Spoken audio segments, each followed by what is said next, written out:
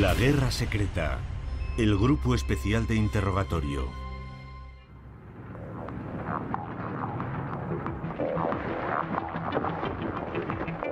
En 1942, en el norte de África, un pequeño grupo de soldados fue seleccionado por los británicos para llevar a cabo una misión única. Todos hablaban fluidamente alemán.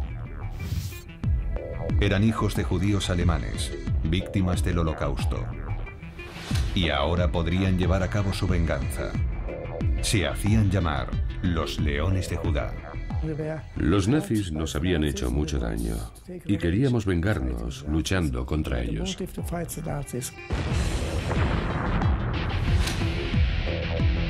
Eran el Grupo Especial de Interrogatorio, o SIG.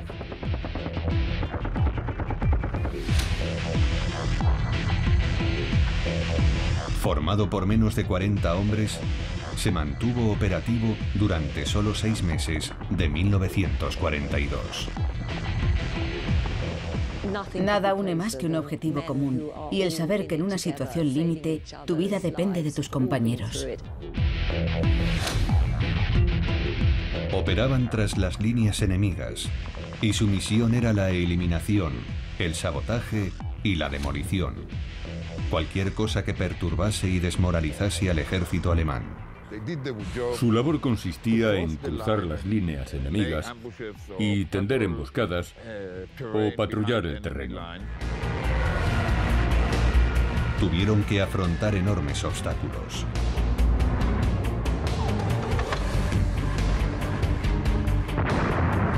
Durante su breve intervención en el norte de África, casi todos fueron asesinados. Mi padre fue un hombre valiente que dio su vida por este país. Esta es la extraordinaria historia del Grupo Especial de Interrogatorio y de cómo pasó a formar parte de la memoria militar británica. Norte de África, 1942.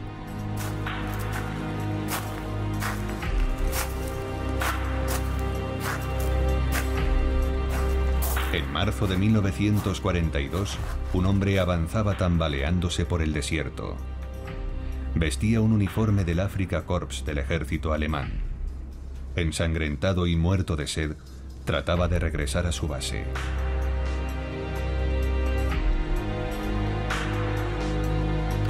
Finalmente, después de muchos días, divisó la civilización. Tobruk, Libia. Las afueras de la ciudad de Tobruk. La base de las fuerzas británicas.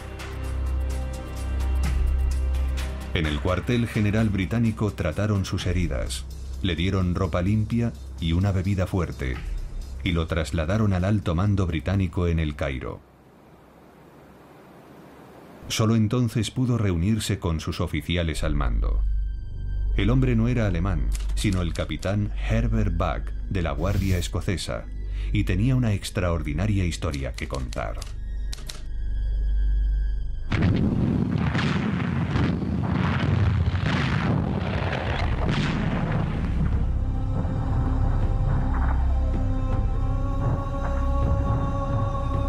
En enero de 1942, luchando con el 8º Ejército Británico al oeste de Tobruk, Buck fue herido y capturado.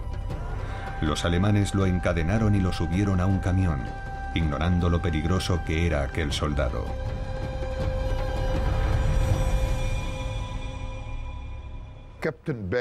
El capitán Buck consiguió evadirse de sus captores, matando al conductor que conducía el camión, que lo llevaba a su cautiverio.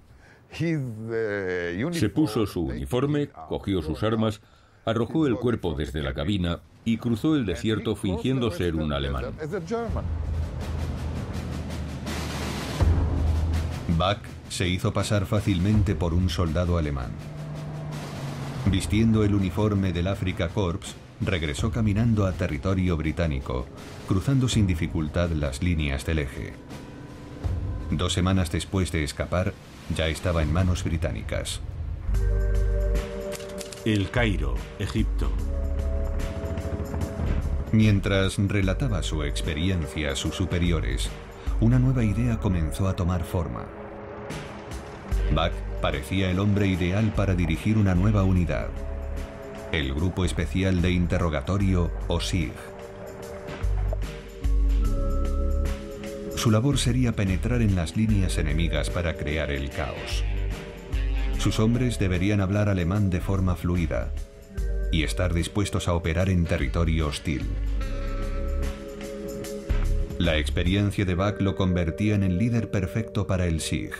Su puesta en marcha era urgente, ya que el ejército alemán avanzaba más y más en el norte de África.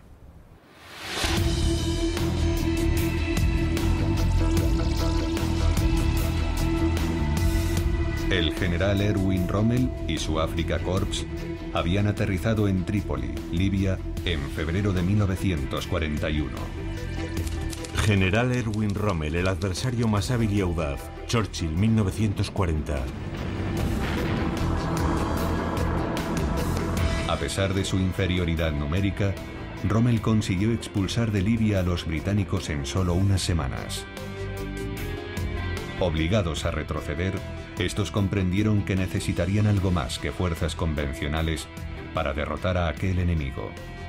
Esa fue la razón por la que se creó el SIG.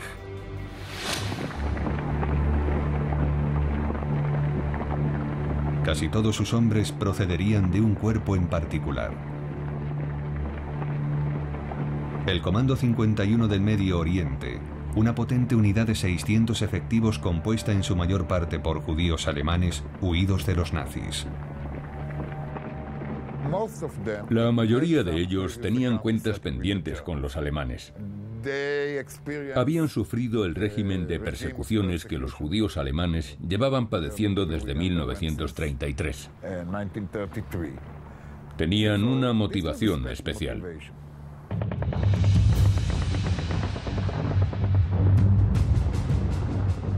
En octubre de 1941, el 51 formó parte de un contingente cuya misión era atacar el cuartel general de Rommel y asesinarlo. Y aunque fracasaron, la mayoría de sus miembros escaparon sanos y salvos. Entre sus filas había un judío alemán de 26 años, Maurice Tiefenbrunner. En 1938, Maurice y su familia fueron deportados a Polonia, pero él consiguió escapar y llegó finalmente a Amberes, Bélgica. Me despedí de mis padres. Yo no sabía que no regresaría. Nadie imaginaba todavía que iba a estallar una guerra y todas las dificultades que vendrían después. Si lo hubiera sabido, probablemente no me habría marchado.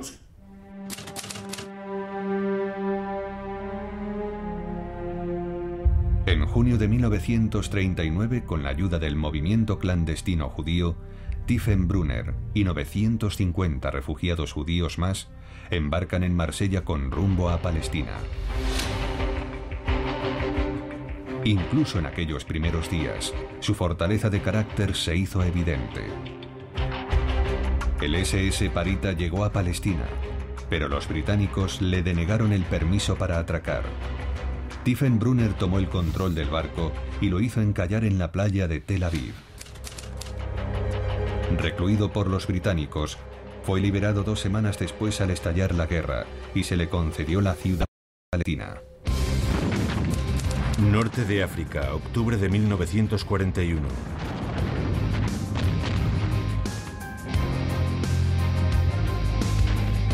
Se alistó en el ejército británico y luchó con el Comando 51, donde fue testigo de los horrores de la guerra en el desierto. Muchos de nosotros vivíamos en estado de shock al ver morir a nuestros amigos. Yo perdí a Joseph, mi segundo artillero. Éramos íntimos amigos y lo mataron estando justo a mi lado. Yo tuve más suerte.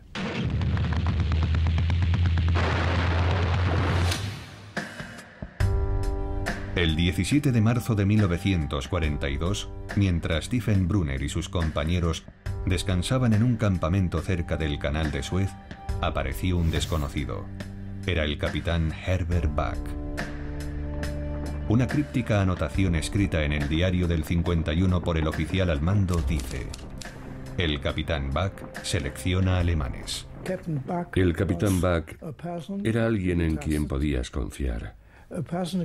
Una persona con la que podías hablar. Provenía de una familia muy aristocrática, pero te hablaba de igual a igual. Y era enormemente inteligente. Buck estaba buscando hombres para un tipo diferente de desafío. Nos explicó todo lo que podríamos hacer si nos ofrecíamos voluntarios para aquel trabajo. Dijo que nos entrenaría gente experimentada para que aprendiéramos a comportarnos como soldados alemanes. Nos pondríamos uniformes alemanes y entraríamos en el territorio enemigo.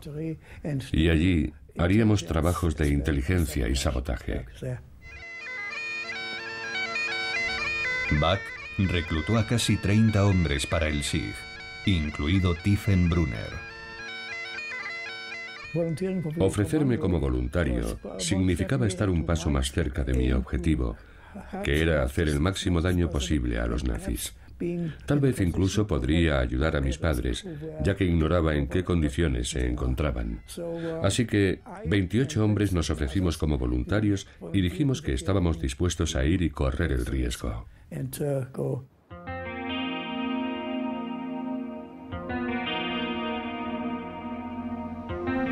También fueron reclutados para el SIG algunos miembros de las Fuerzas Checas Libres y de la Legión Extranjera Francesa. La única condición indispensable era ser capaz de hacerse pasar por soldados alemanes de forma impecable. Una vez formado el equipo, comenzaron los entrenamientos. Los entrenamientos fueron muy bien. Aprendimos a desfilar como los alemanes, a insultarnos en alemán, a roncar en alemán y todas las cosas cotidianas que pudieran ayudarnos a actuar y a parecer soldados alemanes. Preparación para la misión del SIG. El SIG tenía que dominar todos los aspectos de la maquinaria militar alemana. Su armamento y su conducta. Su personificación tenía que ser perfecta. Máximo secreto. Esta nota fue enviada al cuartel general de El Cairo, solicitando un coche oficial alemán y 2 camiones de 1,5 toneladas. Cualquier otro equipamiento alemán capturado era altamente valorado. Utilizaban armas ligeras alemanas, como las metralletas Schmeissers, las ametralladoras MG-34 o lo que fuera. Vestían uniformes alemanes, tenían cascos alemanes, utilizaban cuadernos alemanes. Hasta el detalle más insignificante era alemán.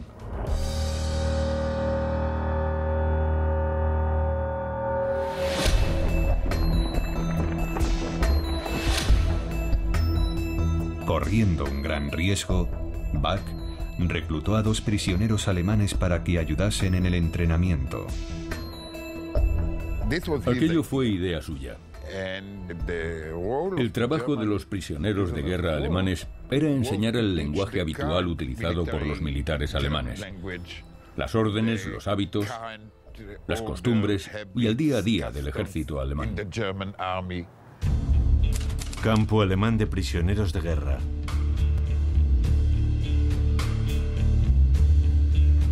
Walter Essner y Herbert Bruckner habían sido capturados en noviembre de 1941 mientras servían en el 361 del Afrika Korps.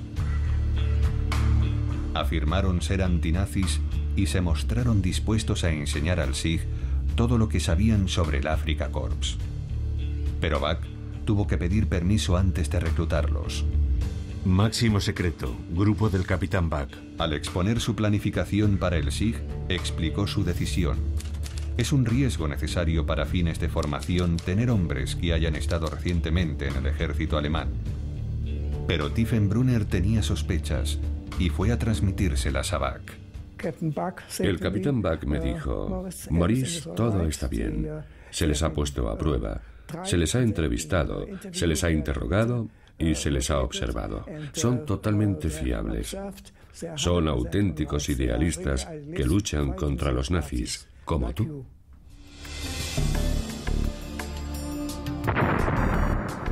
A Bach, su instinto le decía que podía confiar en ellos, y el entrenamiento continuó. La base del SIG estaba situada muy cerca del campamento base de los soldados británicos. Cada mañana, estos oían la alarmante exclamación: Company, anstallar, o compañía, arriba.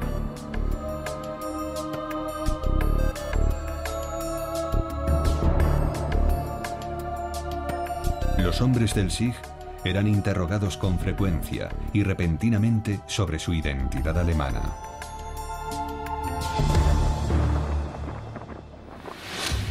Tácticas de contacto.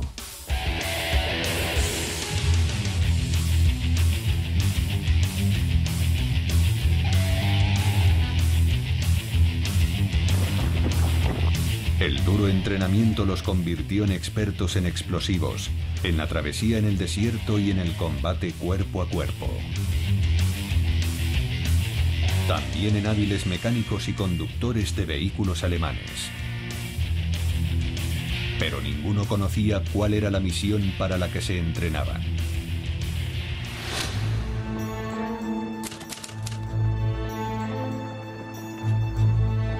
Los miembros del SIG se mezclaron con soldados alemanes en los campos de prisioneros para conocer más de cerca su comportamiento. Esa era la parte interrogativa de su trabajo.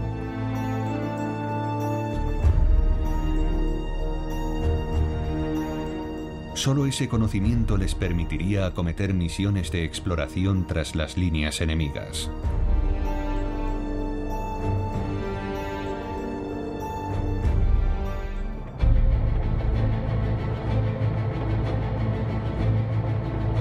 Pero los nazis se percataron pronto de que en sus campos había espías. En junio de 1942, la inteligencia británica interceptó un mensaje secreto de Hitler a Rommel acerca de la existencia de numerosos refugiados políticos alemanes combatiendo en África, que en caso de no ser aniquilados en combate deberían recibir una inmediata sentencia militar. Los nazis no mostraban clemencia con los hombres del SIG. Su captura significaba la muerte. Y por el momento, el SIG era más necesario que nunca, porque la guerra en el norte de África iba cada vez peor.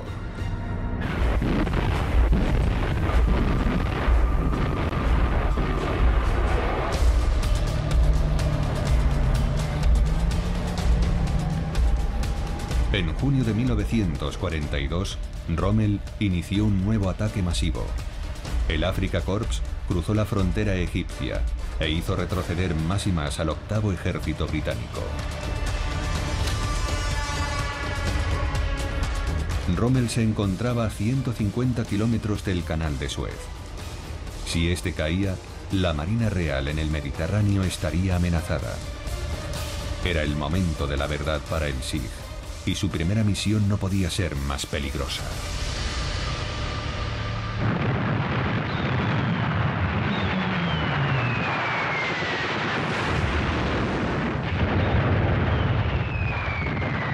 A los británicos les preocupaban particularmente los aviones enemigos con base en la costa del norte de África. Los barcos de la Marina que reabastecían al octavo ejército eran presa de sus bombardeos. La misión del SIG era ayudar al SAS, una nueva unidad de fuerzas especiales, a destruir el mayor número posible de aparatos en dos campos de aviación, a 160 kilómetros al oeste de Tobruk. El SAS había sido fundado por el coronel David Stirling, de la Guardia Escocesa. Coronel David Stirling, laureado 2 veces con la mención de honor. Stirling tenía mucho que demostrar. Una tercera parte del SAS había sido aniquilada o capturada en su primera operación en Libia. Fue el propio Stirling quien pidió ayuda al SIG. ¿Pero estaban preparados para aquella misión?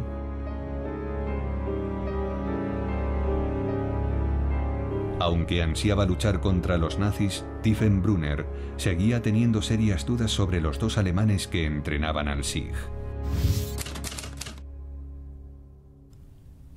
Esner y Bruckner eran muy buenos instructores, pero cuando nos dijeron que muy pronto íbamos a entrar en acción y que Bach y los dos alemanes irían con nosotros, yo protesté. Dije que era demasiado peligroso.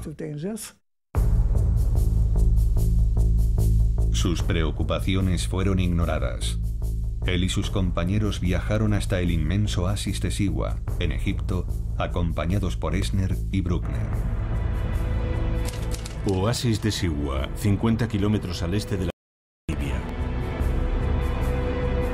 12 hombres, entre ellos Tiefenbrunner, se repartieron entre un camión del Afrika Korps y un camión británico de 3 toneladas.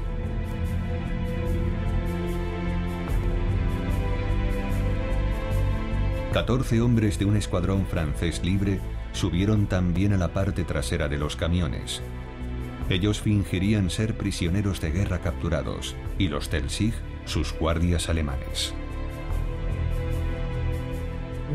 Cuando encontráramos un puesto de control, diríamos que éramos guardias alemanes, que habíamos capturado a aquellos soldados y que los llevábamos a tal o cual campo, que esas eran nuestras órdenes.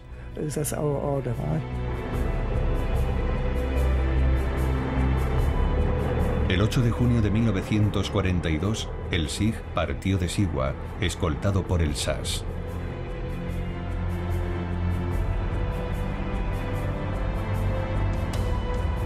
Después de 4 días, la escolta se marchó y los miembros del Sieg se pusieron los uniformes alemanes.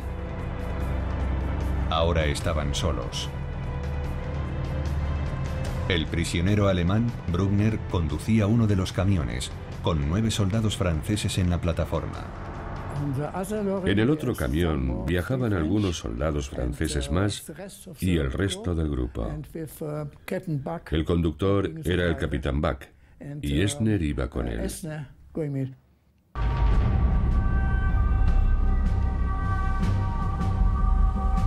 Encima de cada camión, un guardia del Sieg vigilaba apostado al estilo alemán. Cada hombre portaba una pistola Luger, una ametralladora, una bayoneta y varias granadas.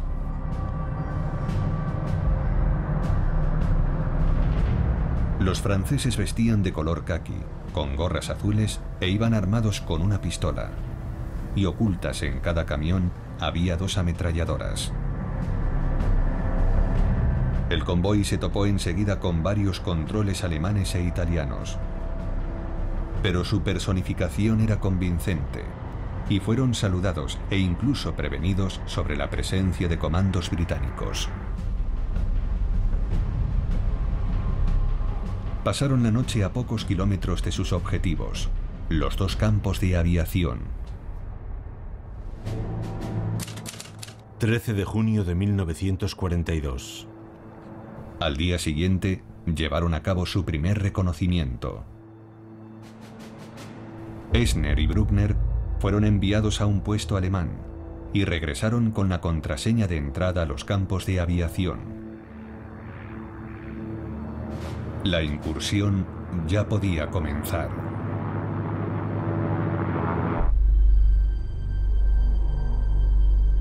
A las 9 de la noche del 13 de junio, Bach y Esner, junto a 3 miembros del Sieg y a 5 franceses, se dirigieron al campo de aviación de Martuba.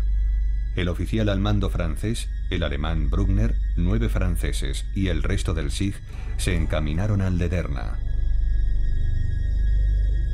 Tiefenbrunner se quedó atrás, en el punto de encuentro. Yo fui designado oficial de enlace entre los 2 equipos. Mi misión era estar en contacto con el walkie-talkie e ir informando sobre los progresos de la incursión. Así que unos se fueron por un lado, los otros por el otro lado, y yo me quedé en medio para servir de enlace. Punto de encuentro, 0300 horas. El grupo de Bach regresó junto a Tiefenbrunner, sin heridos, y contó que su misión había sido un completo éxito.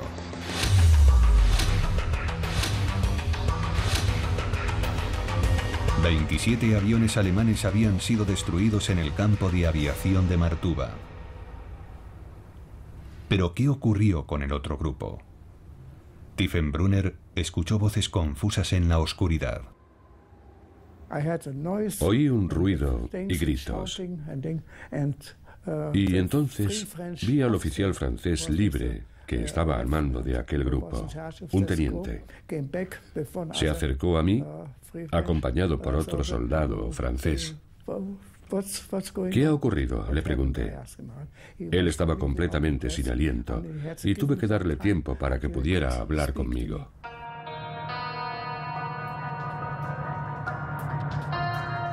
El oficial francés contó que camino del campo de aviación, el prisionero alemán Bruckner había dado un manotazo en el salpicadero. Bruckner dijo que había un problema en el motor y que iba a intentar arreglarlo. Abrió el capó, miró el motor, estuvo hurgando en él y finalmente dijo: no puedo arreglarlo. Voy a acercarme al garaje que acabamos de pasar y voy a pedir ayuda. Bruckner nunca regresó. Minutos después, el camión estaba rodeado por soldados alemanes que gritaban: ¡que salgan los franceses! Las ametralladoras del SIG abrieron fuego.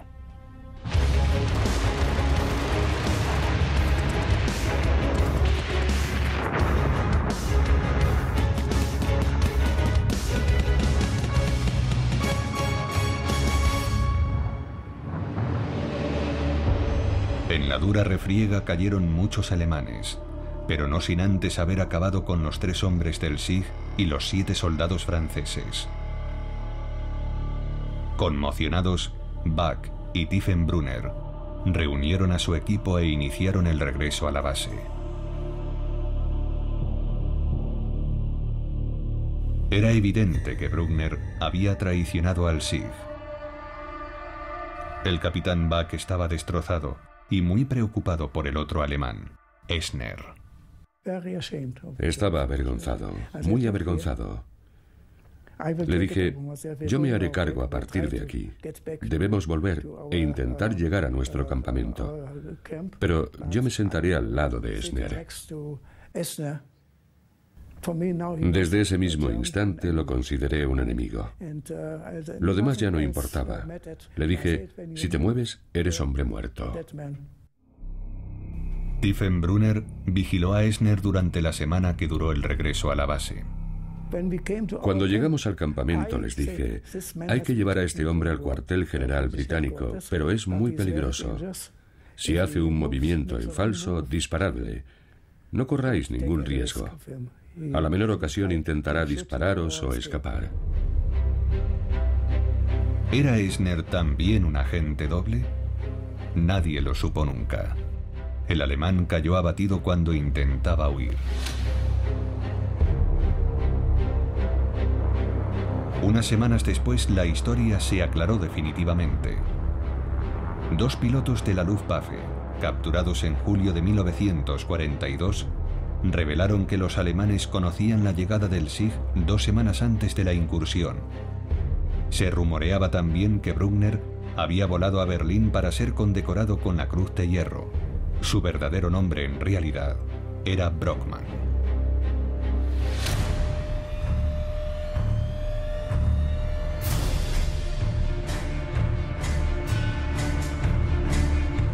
Pero el éxito parcial del ataque a los campos de aviación no consiguió detener al Afrika Korps de Rommel. Erwin Rommel, alias el Zorro del Desierto. Rommel, que acababa de ser ascendido a mariscal de campo, intentó abrir una brecha hasta El Cairo.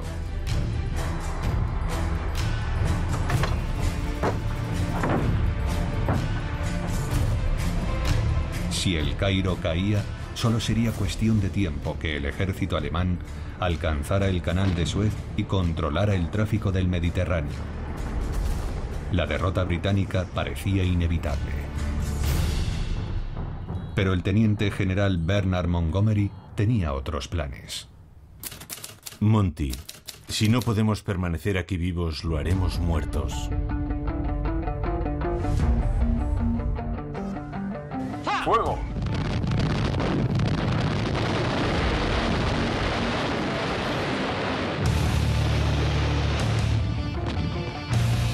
Montgomery, bien informado por la inteligencia británica, estaba preparado para enfrentarse a Rommel. En la batalla de Alam el Halfa, dejó deliberadamente una brecha en el frente para incitar a Rommel a atacarle. Luego ordenó a sus tanques que permanecieran en sus posiciones. El terreno estaba ahora dispuesto para entablar la más cruenta de las batallas. Y Monty resistió.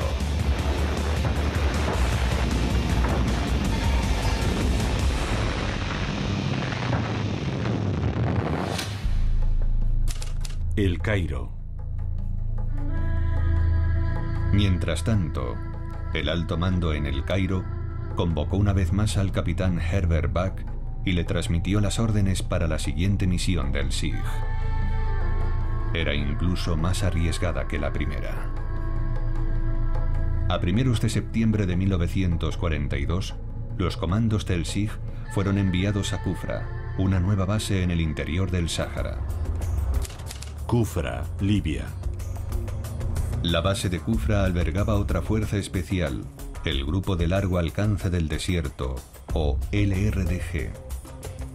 Este estaba formado casi en su totalidad por soldados de Nueva Zelanda y Rodesia.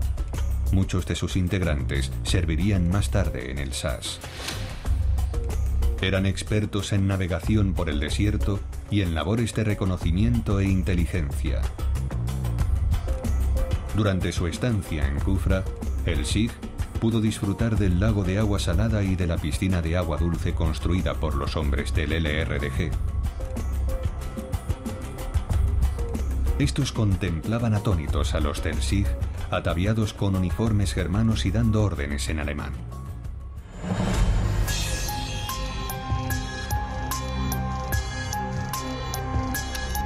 El 5 de septiembre, el coronel John Haselden, el hombre que debía comandar al SIG en su siguiente misión, junto a 83 hombres del SAS, llegó a la base de Kufra. Mi padre era un hombre de complexión atlética. Era un buen tirador. Montaba a caballo, navegaba. Sabía disfrutar de la vida. Haselden había nacido en Egipto y hablaba con fluidez árabe e italiano. El amor que profesaba a aquella tierra era lo que le impulsaba a luchar contra los nazis.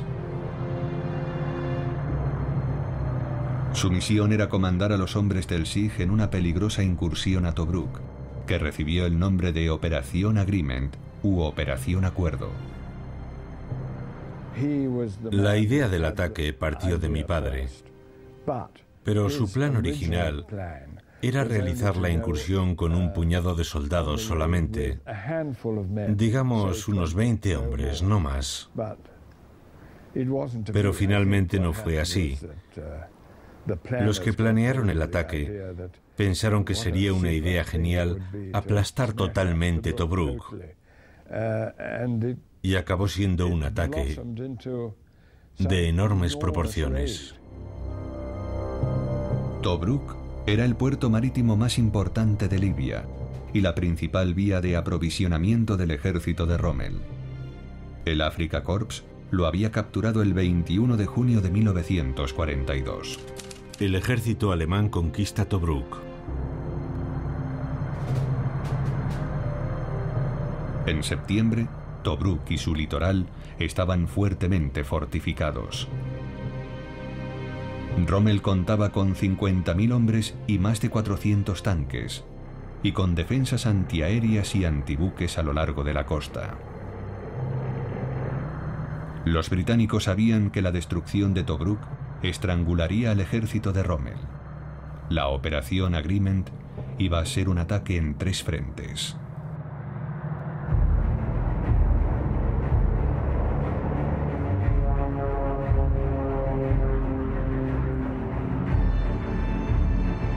La Real Fuerza Aérea inició la operación con un bombardeo sorpresa.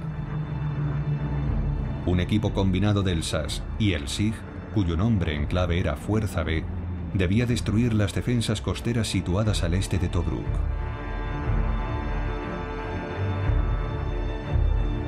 Una vez destruidas las defensas, 396 comandos que aguardaban a bordo del HMS Zulu, el HMS Sikh y el HMS Coventry desembarcarían al oeste del puerto.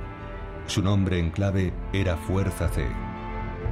Y finalmente, un grupo de buques torpederos cuyo nombre en clave era Fuerza A atacarían el propio puerto.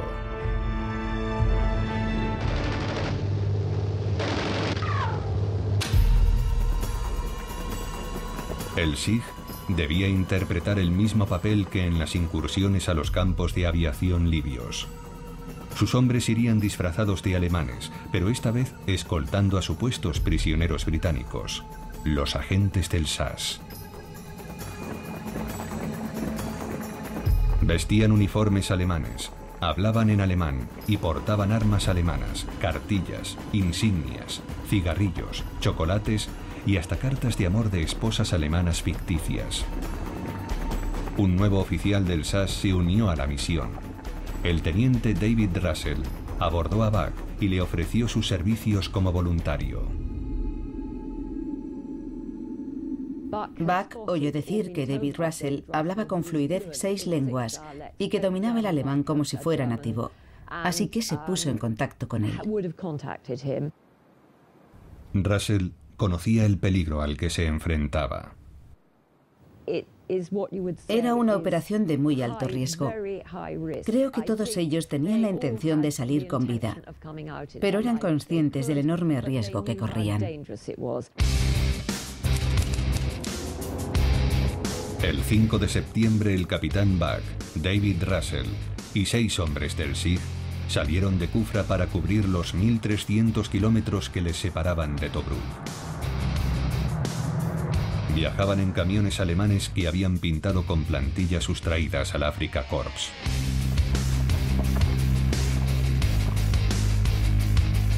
Poco después de abandonar la base, los hombres de la Fuerza B experimentaron las primeras dificultades. Bajo un calor sofocante, tuvieron que salvar grandes masas de arena y riscos casi verticales. Y liberar los camiones atascados en la arena.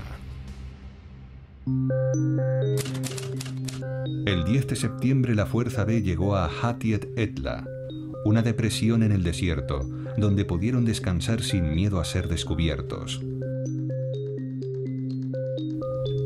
Permanecieron allí 3 días ensayando su asalto a Tobruk, e incluso dispusieron de tiempo para hacer fotografías. En esta posó casi todo el grupo, con el teniente coronel Haselden en el centro. Este era el grupo de zapadores. El 13 de septiembre, para infundirles moral, Haselden leyó a sus hombres un telegrama del propio Churchill. El primer ministro os envía sus mejores deseos. Operación Agreement, falta un día. Con la moral alta, la Fuerza B y el Sikh, ahora a tan solo 150 kilómetros de Tobruk, parten hacia su objetivo. En un principio no llaman la atención de las patrullas alemanas e italianas.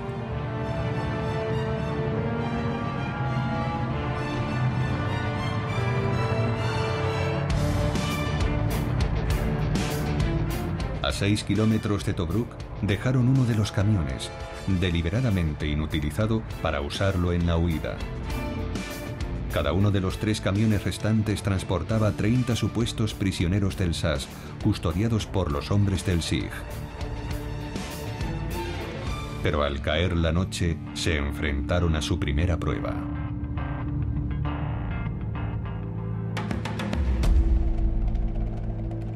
En medio de la oscuridad, una voz en alemán dio el alto al camión que encabezaba la marcha. El camión se detuvo y un guardia alemán comenzó a hacer más preguntas de las esperadas. Temiendo ser descubiertos, Russell no tuvo más remedio que actuar. David bajó del camión y penetró en la oscuridad. Minutos después volvió con un arma y dijo, ya no volverá a necesitarla. Le escribió a su hermana diciéndole, cuando crees en la familia como yo, es muy difícil ir en contra de tus principios y matar a alguien a sangre fría. Pero en este juego, o matas o te matan.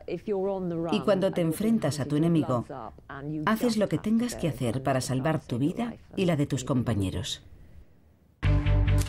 Operación Agreement, hora cero. Eran las 10:30 de la mañana. Sobrevolando el convoy, la RAF estaba a punto de señalar el inicio de la misión.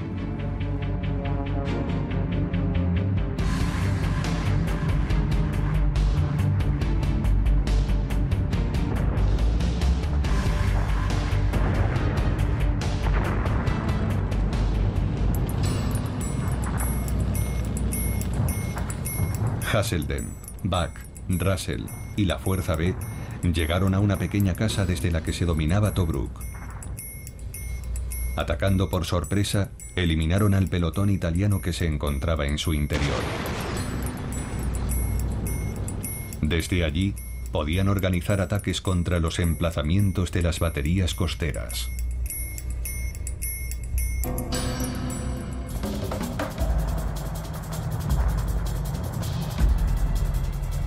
Trabajando por separado durante la noche, el SIG y el SAS inutilizaron toda la artillería que pudieron. Hacia las 2 de la madrugada, convencidos de haber destruido suficientes defensas, indicaron que el desembarco podía comenzar. La operación Agreement parecía seguir el plan previsto, pero cuando el sol despuntó en el horizonte el 15 de septiembre, el enemigo, ya plenamente alertado, se reagrupó y rodeó a la Fuerza B.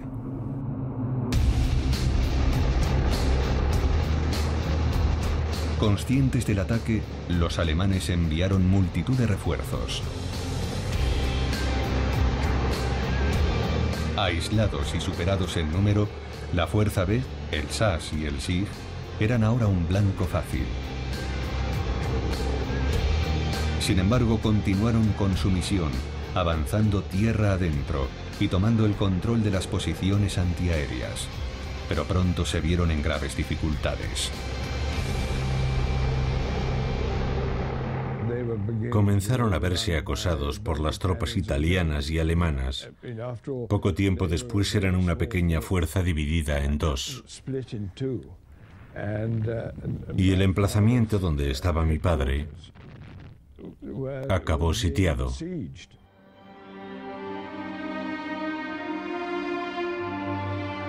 Aunque había logrado su objetivo, la Fuerza B se encontraba sola y aislada en territorio hostil. Conscientes de su delicada posición, enviaron un mensaje al cuartel general. La respuesta que recibieron los dejó conmocionados. Reconocían que la Fuerza B había hecho su trabajo, pero el HMS SIG se encontraba inutilizado. El HMS Zulu había sido alcanzado mientras remolcaba al SIG. Y el HMS Coventry ardía en llamas. Y la Fuerza A, incapaz de desembarcar, se estaba retirando. La operación Agreement había fracasado.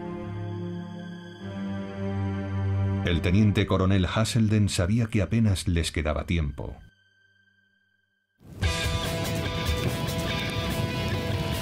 Ordenó a sus hombres que destruyeran sus pertenencias y luego dio la orden de retirada.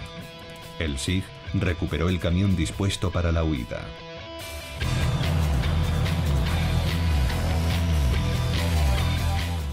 David Russell llevó el camión hasta el cuartel general que Haselden había tomado y subieron en él a los heridos. Pero para entonces los alemanes ya les estaban disparando. Haselden, que les iba siguiendo en el camión de los operadores de telegrafía, se vio forzado a retroceder. Russell, junto a otro grupo de hombres, se concentró en dar fuego de cobertura al camión de los heridos. Cada hombre tuvo que luchar por su vida. Haselden subió al camión con lo que quedaba de la Fuerza B y arrancó a toda velocidad. Pero cuando apenas había recorrido unos cientos de metros, pisó el freno y saltó del camión, decidido a plantar cara al enemigo.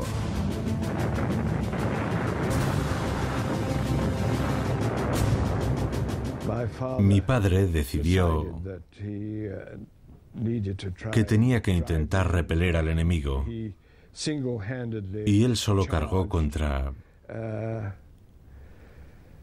la posición alemana. Y parece ser, por lo que he leído, que los obligó a retroceder y que los camiones consiguieron pasar. 3 hombres del SIG se unieron a Haselden y entablaron un fiero combate con la avanzadilla alemana. Pero pronto se vieron superados. Por desgracia, lo mataron. Y estando ya postrado en el suelo, una granada de mano explotó encima de él. Uno de los hombres del SIG, creo que era Hillman, se encontraba inclinado sobre él cuando la granada explotó. No lo mató, pero le dejó la cara completamente ennegrecida.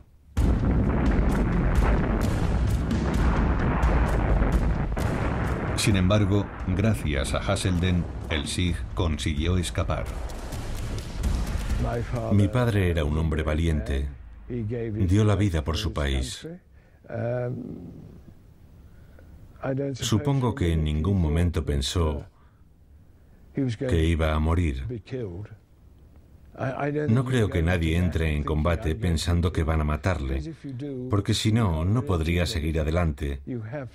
Supongo que la idea está siempre presente, pero tienes que apartarla de tu mente y continuar con lo que estás haciendo.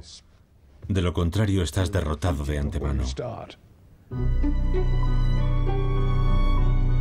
De los 90 hombres que formaban el grupo original de la Fuerza B, solo 6 hombres del SIG sobrevivieron.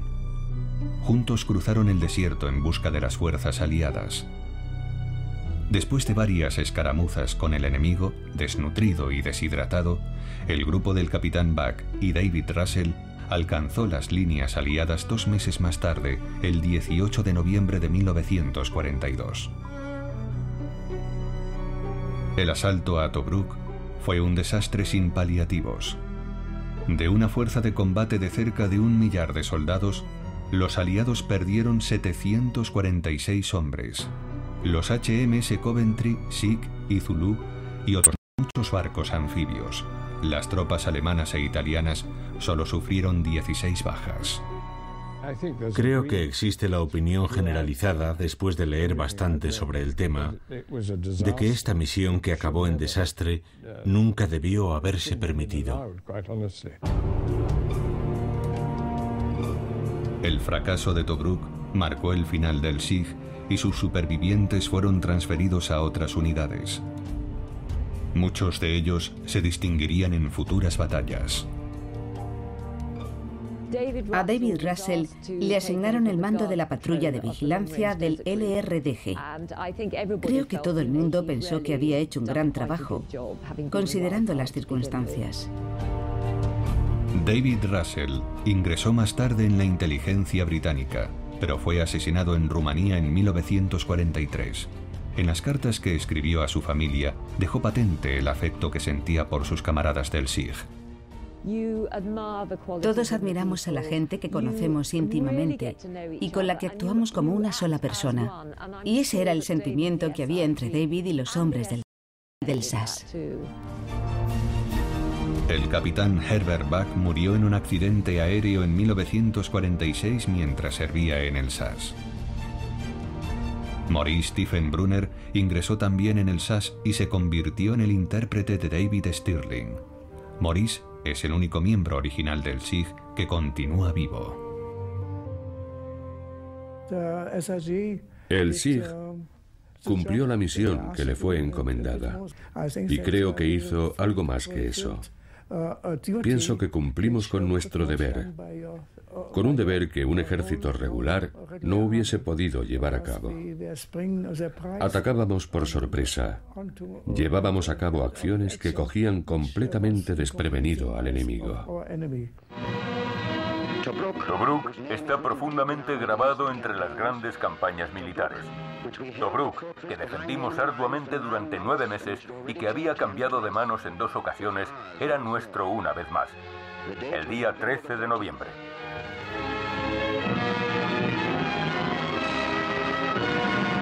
Durante la Segunda Guerra Mundial, las fuerzas británicas crearon muchas unidades especiales para misiones poco convencionales. El SIG fue la menos conocida, pero sus hombres se distinguieron por su experiencia, su adiestramiento y, sobre todo, por su valor.